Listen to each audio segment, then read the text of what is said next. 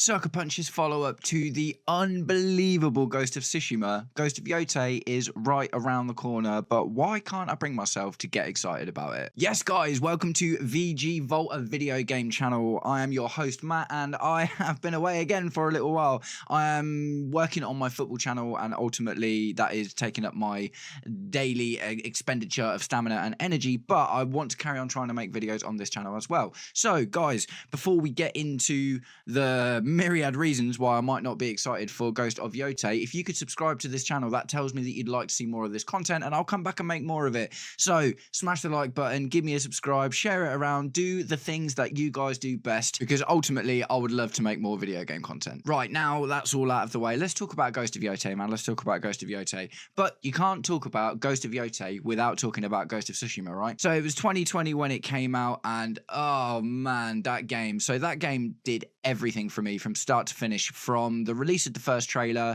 to the hype train to the arrival to the subsequent myriad multiple playthroughs that I had of it.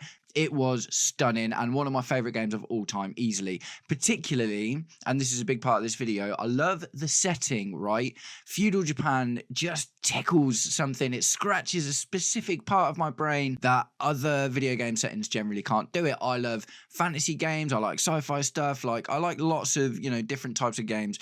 But there's something about the simplicity and elegance of feudal Japan and the samurai era and those kind of games that really just does it for me in a video game, man. 100%. And Ghost of Tsushima had all of it. It had, as far as gameplay goes, it had options, which was really, really important as well. Like, and it did something really well, that it didn't make you have to choose one. You could do both. You could play as balls to the wall samurai and just chop all your enemies' heads off. Well, not literally, but you could just take them all down with brute force, or you could silently and stealthily become the ghost himself and sneak around in a way that Assassin's Creed has never quite managed to master, despite that being literally like the archetypal thing of their games. So Ghost of Tsushima was just amazing, man. The story was really, really good. It wasn't loaded with pointless side content either, and that's another thing I'll get into a little bit later in the video, but ultimately all the content in the game felt like it was progressing. It didn't feel like you were just running around picking up stuff to bring it back to someone else, your classic fetch quests and go and kill 10 rats and all this, that, and the other. Do you know what I mean? That was, the game was devoid of those sorts of things as well. And a real sense of accomplishment, man, because it had easy modes and stuff, but the combat was challenging at the end of the day. If you weren't used to this kind of thing, the parry system and the dodging and different enemies generally requiring different stances to kill quicker, it was wicked, man. It was missing a couple of things, like obviously the weapon variety wasn't huge, the enemy variety was reasonably large, I guess, but because the changes were subtle, it didn't feel like, oh, look at this crazy new thing that I've just found. But for me, Ghost of Tsushima is as close to a 10 out of 10 as I've ever come to in a game. So why am I not excited for Ghost of Yotei? And I've seen the trailers, man. I've watched the 20-minute gameplay deep dives and stuff that they've done, and it looks good, but it isn't scratching that same part of my brain anymore. And I want to get into the reasons why today. I think that, and what I would love to know, guys, is if you feel the same way in the comments, that 100%, let's have a chat about it, man. Maybe I've missed something, and I should be a lot more excited for this game than I currently am. So the main thing, and that is going to be the primary focus of this video, is oversaturation, right? And that is kind of a problem with gaming in general. Now, that seems a little bit weird, doesn't it? Because I love fantasy games, for instance, and I've played a million fantasy games, and that is a very oversaturated genre, but whenever a really half-decent fantasy game looks like it's coming out, I still get really excited about it. And I guess with the fantasy stuff in particular, because you've got the magic and the supernatural stuff, and you can really stylize medieval fantasy stuff in a bit of a different way. If you're doing something that is based in feudal Japan and is grounded a lot more in realism for a start, you are obviously more limited, right? That's why there are probably a lot less medieval style games that don't have the fantasy element to them. There are some that do really well, Kingdom Come Deliverance obviously being really, really successful. Medieval Dynasty, something I've played recently, absolutely great. But there's less of those games than there are games that feature the fantasy element, because like I say, creatively, that really lets you put your own stamp on it. So maybe that's one thing. And also, because there's been such a massive gap in between, like, with 2025, do you know what I mean? 5 years since Ghost of Tsushima came out. That's almost an entire console generation. at the end of the day. It did come out on PS4, obviously, so, you know, it has gone over from, you know, there is one per generation at least, I guess it's fair to say. But since then, there's been a lot of feudal Japan games that I've played and really, really enjoyed. So the first one that I will get into is Rise of the Ronin, right? And now, is Rise of the Ronin as good as Ghost of Tsushima? Absolutely not. Is it going to be as good as Ghost of Yotei? Probably not, as far as like objectively, you know, having an objective opinion on what a game is like goes. But at the end of the day, I did really enjoy that game. It was definitely more of like a B game and definitely a lot more like, you know, I mentioned before, like myriad fetch quests and this and that and the other. The story was kind of incongruent and not particularly well told. The characters were not really memorable. I really enjoyed the combat. I really enjoyed just the, you know, the go out there and just do stuff. It was kind of like mind numbing, but when it came to the combat, you really had to be on it because it had quite challenging combat. And that was a 60-hour game, which I platinumed. I platinumed Ghost of Tsushima as well, by the way. So, you know, I spent a long time playing that. Another sort of game is a bit different, but ultimately, you know, not as grounded in reality, but Fate Samurai Remnant. Absolutely wicked game. If you like anime and you like Dynasty Warriors style Muso games, 100% really recommend that as well. The main character is a, you know, sword wielding or sometimes dual blade wielding samurai Ronin character.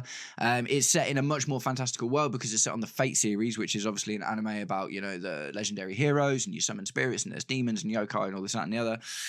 But again, I played that game. That's a really long game as well, man. That's a really long game. I didn't platinum it, but, you know, one playthrough and finishing most of the content that's available to you in one playthrough took a real significant chunk of my time. There's a game that I've played a bit more recently that is very quite different, but ultimately set in that same kind of era, and it's Sengoku Dynasty. Now, I mentioned Medieval Dynasty before. Sengoku Dynasty is essentially the equivalent, but it is set in like feudal Japan. Sengoku Dynasty is actually wicked, man. It's so good. I really like it.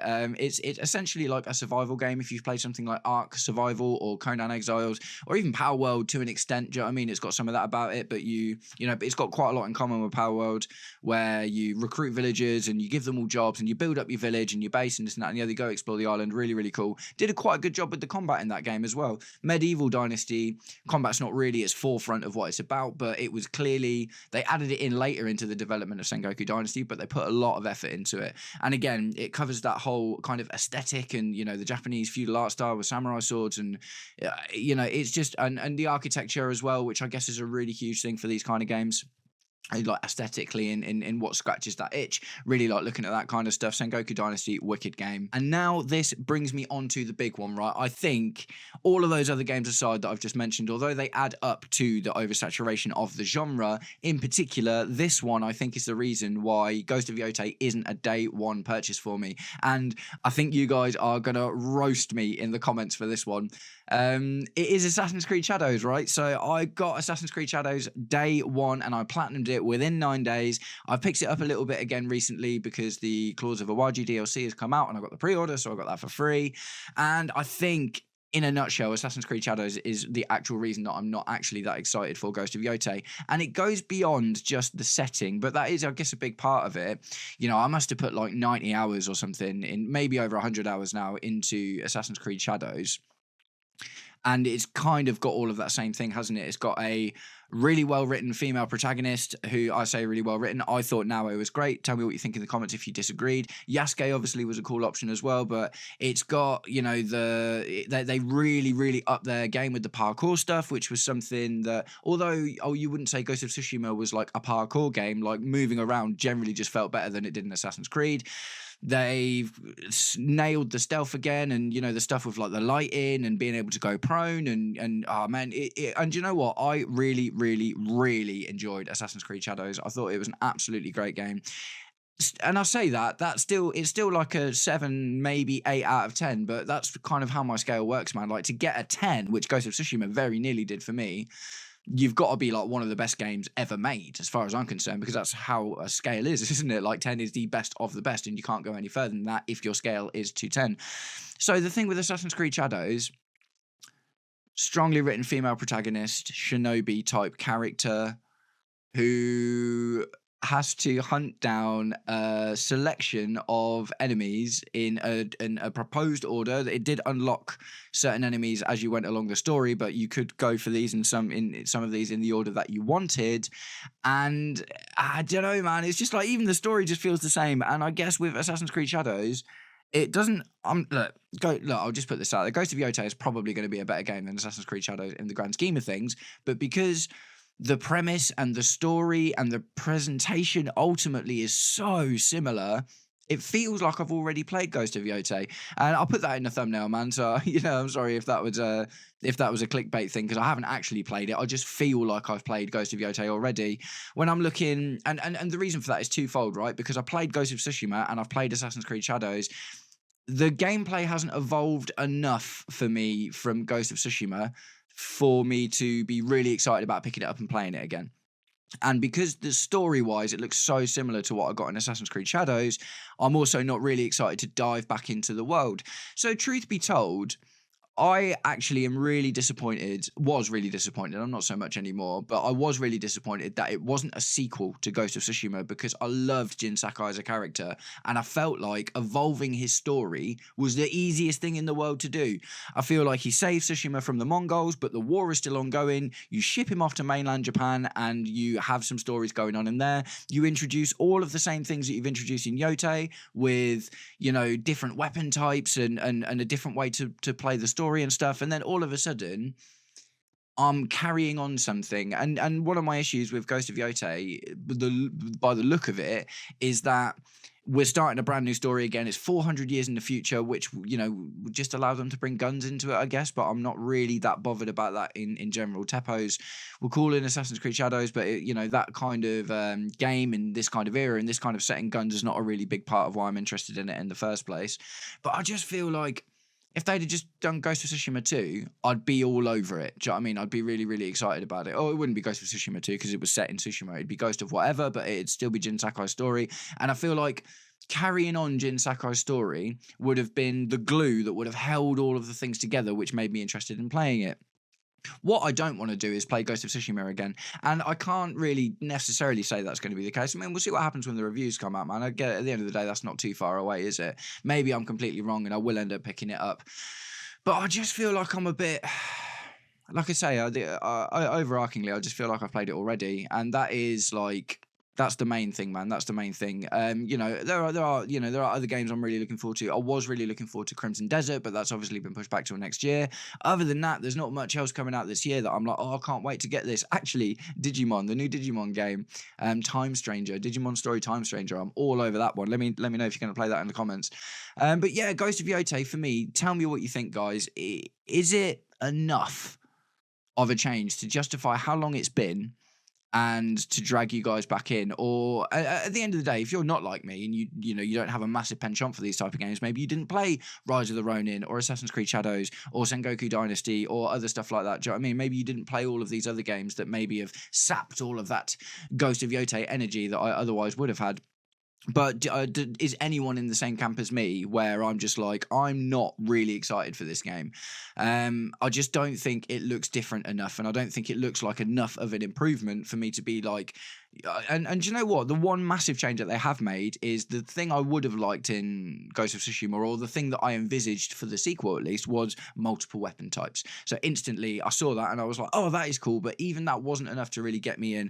Am I just too far too gone? I'm 36 now. Am I just too hard to please? Are my expectations too high for sequels and changes and stuff? I don't think that's what it is. I think I want to see something fresh. This kind of feels like a reboot almost, rather than like a continuation. Do you know what I mean? It's like I want to see something fresh, but at the same time I want it to, if we're going to be in that world, if you're not just going to make a brand new game, I want it to feel like all of that work that I put into Ghost of Tsushima was for something. Do you know what I mean? With Assassin's Creed, it's a little bit different because they make significant changes every game. Do you know what I mean? Whether you like Assassin's Creed or not is up for debate, and sure, we can talk about that.